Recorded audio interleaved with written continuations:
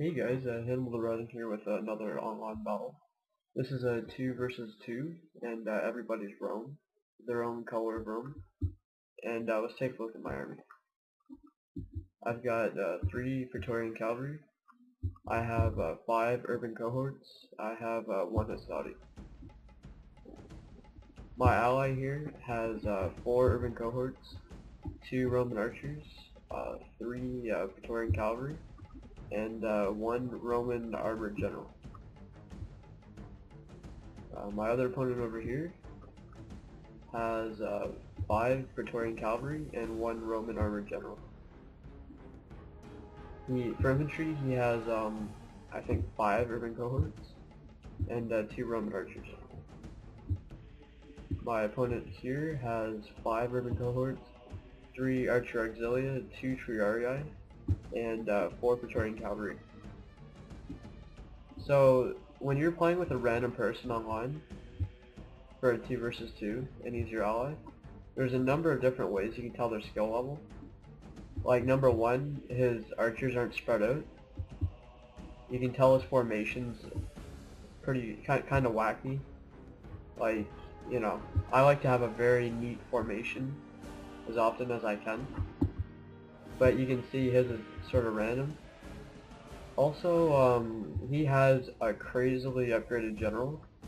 Like, he's got gold, and full experience. So this Roman Armored General alone probably costs something like 3 grand. And we're only playing a 10k battle, so it's low money. And he spent quite a bit of money on that one general. And he doesn't make good use of it either. For me, this is a standard army for me. I have just 1 gold urban to hopefully rout them fast in the infantry battle, if the cavalry battle takes too long. And I have 3 gold Praetorian Cavalry. So here, he could easily beat my cavalry if he uses his Triarii right. He could easily win. Plus, I have no archers, so his Archer Auxilia are free to take aim at my cavalry, which he's not doing. You can see he's targeting my Hastati, which is a Pila shield anyway, so I guess they might as well be an arrow shield. So that's another mistake, shooting the Hastati.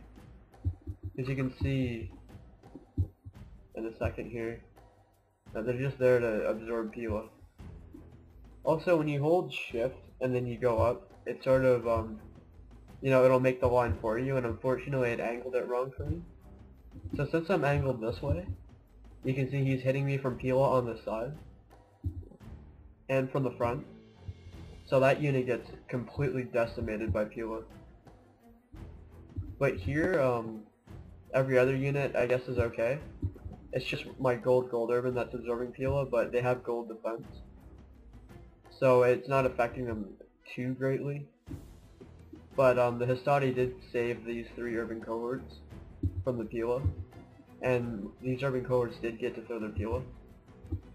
So, I can tell my ally here, he lost all his cavalry. And he got all his infantry up against 1, so he's going to get surrounded easily.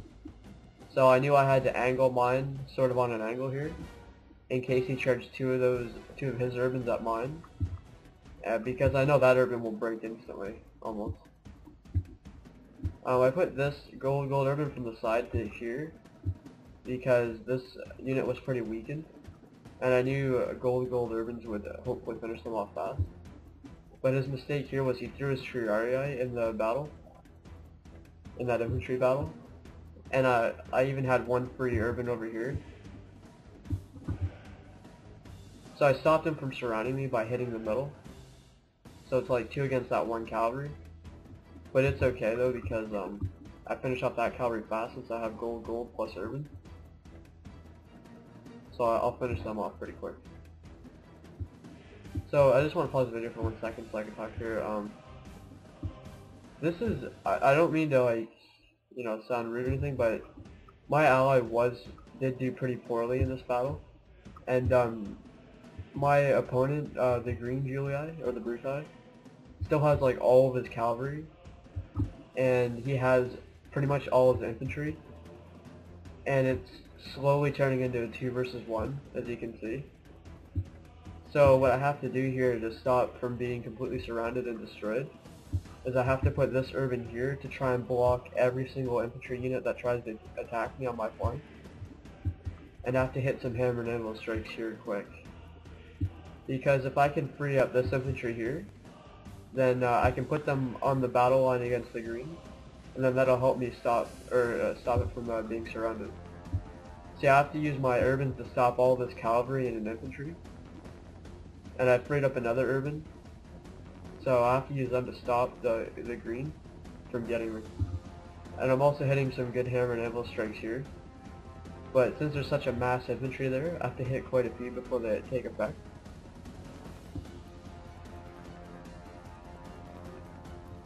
See, I'm hitting some good hammer and anvils, but they don't work quite yet.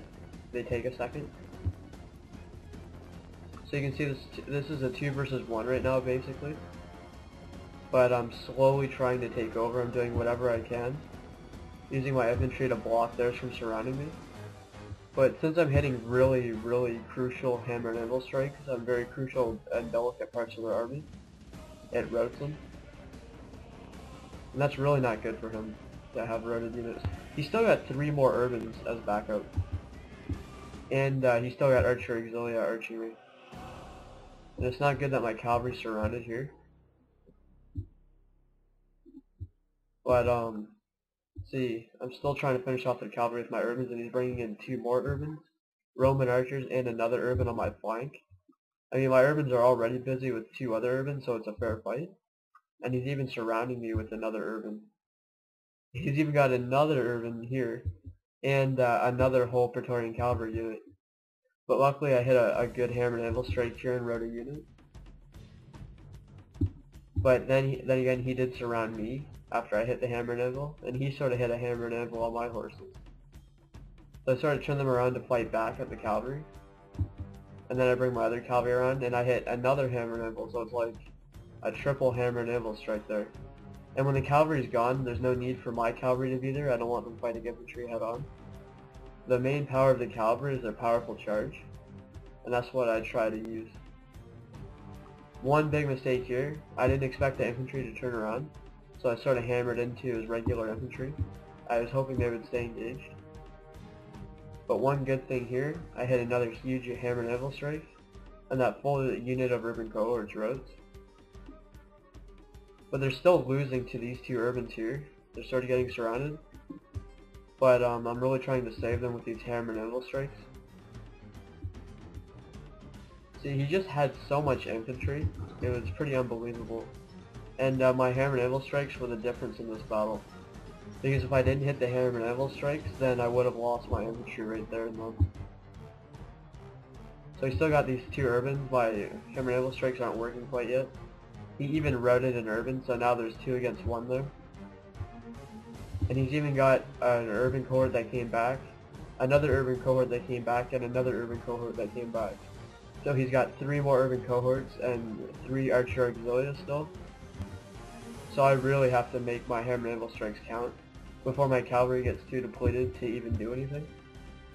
Because they're already down to like 10 horses per unit, and that's really, really bad. See, they're surrounding me now. I'm almost completely engulfed. But luckily that unit routes. But they're still sort of surrounding me a little bit. So I pulled them back a little and then struck again. See, now it's more of an even line. And then I hit another hammer and anvil strike, and luckily that unit routes. But he's even bringing in his archers as a desperation attack. Probably hoping that it would rout my units, but in some cases it can. But luckily in this case it didn't. But if it wasn't for the micro of these hammer and anvil strikes, I would have been finished instantly. He's trying to chase my horses with his urbans, but that's just going to tire them out, and I'll just keep running my horses around all day if needed. So I've got 3 very depleted urban cohorts left, and it looks like he's got 1 left. And he's still got some archers left that I have to take down. See, this horse has 9, the other has 10.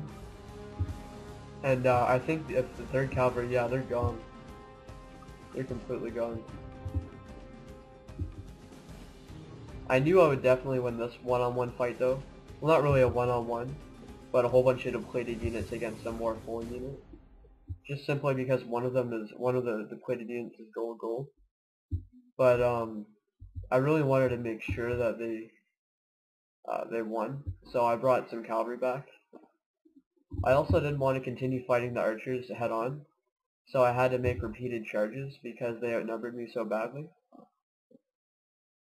And then they wrote it. At this point they admitted it, or one of my opponents admitted defeat. And then there's just one left. Just take a look at the battlefield. There's nothing but blue bodies here. You can see. Sorry about that lag. Not quite sure what that was. And then you can see there's nothing but purple and red bodies and green bodies here. Because that's where the main battle took place on my side, because it was basically a 2 versus 1. So I had about 1,400 kills. So if you added up all my ally and my opponent's kills combined, I would still have more, because I had to fight 2 armies. And it was really difficult. I mean, I barely won that. So a good game to my ally and my opponents. I had fun. I always enjoy a really great challenge like that. And hopefully I can get another one in the future. So see you guys.